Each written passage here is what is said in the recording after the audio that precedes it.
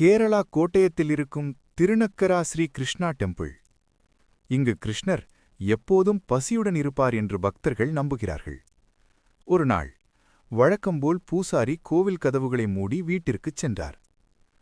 அடுத்த நாள் காலை கோவில் திறந்தபோது கிருஷ்ணரின் ஒட்டியாணம் கீழே விழுந்து கிடந்தது. சிலையும் மெலிந்தது போல இருந்தது.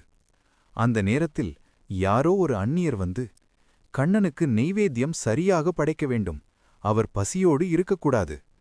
கம்சனை வதம் செய்த பிறகு இருந்த ரூபத்தில்தான் கிருஷ்ணர் இங்கு குடிகொண்டிருக்கிறார், எனவே அவருக்கு நெய்வேத்தியம் படைத்துக் கொண்டே இருங்கள் என்று சொல்லிவிட்டு மறைந்தார். அதன் பிறகு இந்த ஆலயத்தில் ஒரு நம்பிக்கை உருவானது. கோவில் கதவு நீண்ட நேரம் மூடப்படக்கூடாது என்று.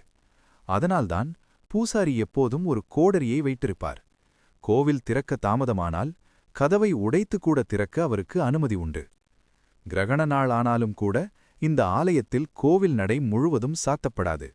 ஏனெனில் பக்தர்கள் நம்புவது ஒன்றே: கண்ணன் ஒருபோதும் பசியோடு காத்திருக்கக்கூடாது.